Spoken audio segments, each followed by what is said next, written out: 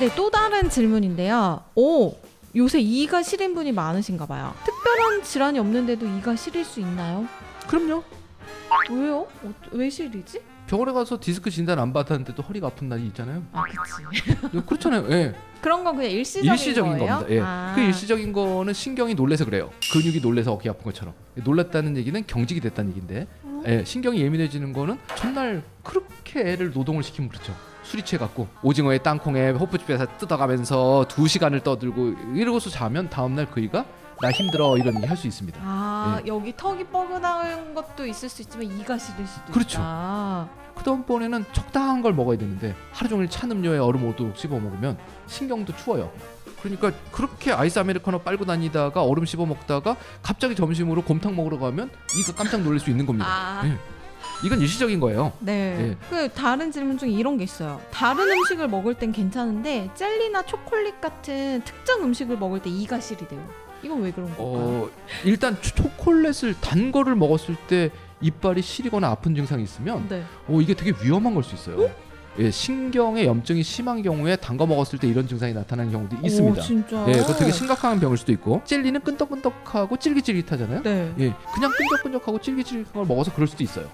또 다른 거는 이런 거를 먹었을 때 이가 깨진 증상일 수도 있어요. 젤리를 먹었는데요? 이가 이미 깨져 있는 거죠. 이에 금이 간 겁니다. 헐. 그런데 얘를 누가 붙들고 있어요? 뿌리가. 뿌리는요? 뼈가 꽉 누르고 있죠. 그러니까 나는 깨진지 몰라요. 그런데 끈적거리거나 딱딱한 거를 은근히 쭉 누르면 놀랍게도 뼈가 싹 벌어집니다. 그때 찌릿하고 시려요. 그랬다 뛰면 또 괜찮아요. 이게 금이 가고 있는 증상일 수도 있어요. 근데 보통 뭐라고 말씀드리냐면 내가 느끼는 거, 네. 이걸 주관적 증상이라고 네네. 합니다. 주관적 증상이 반복적으로 정기적으로 그리고 사라지지 않고 나타나면 심각한 겁니다. 그러면 치과에 빨리 가셔야 되는 거예요. 어저께 오늘 이거 좀 아팠는데 괜찮아졌어. 그럼 괜찮은 거예요. 네. 그런데 지속적으로 여기가 계속 시린 느낌이 있고 네. 그 다음에 일주일 이상 계속 시린 게 안 없어지고 그 다음에 반복적으로 시렸다 아팠다 하는 것들이 2, 3일 간격으로 생기고 이건 중병이에요. 이건 빨리 치과에 가셔야 되는 게 주관적인 증상이 느껴지면 치과는 말기다 라고 얘기를 합니다. 그러니까 치과는 안 아플 때 가셔야 돼요. 그 다음에 시린 거는 신경이 느끼는 거란 말이죠. 네. 신경은 어디 있냐? 이의 내부에 있습니다. 자, 이의 제일 바깥쪽은 우리가 눈으로 보는 하얀색 이빨이죠.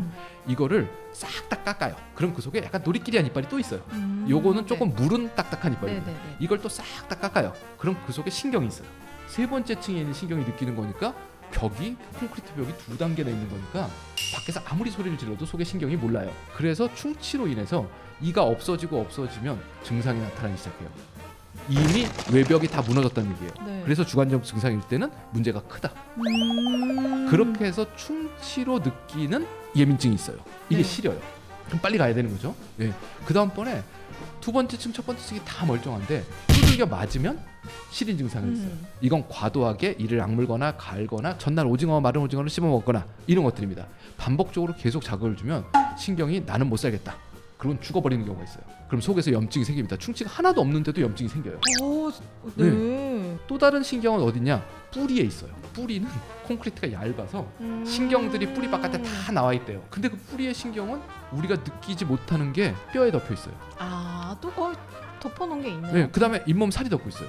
그런데 내가 칫솔질을 잘 안 해갖고 잇몸이 내려가면 뿌리가 드러나요. 그러면 엄청 시립니다. 찬거만 보고 이래요. 예, 이건 무슨 얘기냐면 잇몸 질환 때문에 뿌리가 드러났다는 거예요. 느끼는 신경의 종류가 다른 거죠. 예, 이 경우는 1번으로 해야 될 건 잘 닦아서 더 안 내려가게 만드는 게 1번. 그 다음에 그 드러난 자리에 치과에서 뭘 붙이든가 안 그러면 그 자리에 불소를 바르거나 이러면 이제 신경의 입구를 막습니다. 네. 그러면 안 시려요. 이렇게 얘기를 듣는데 괜히 제 어금니가 아픈 것 같은 이런 느낌일 때는 가나요 말아야 하나요? 환자분들이 계속 불편하다고 하는데 의사가 못 찾는 경우가 있습니다. 모든 걸 다 찾을 수 있진 않거든요. 예.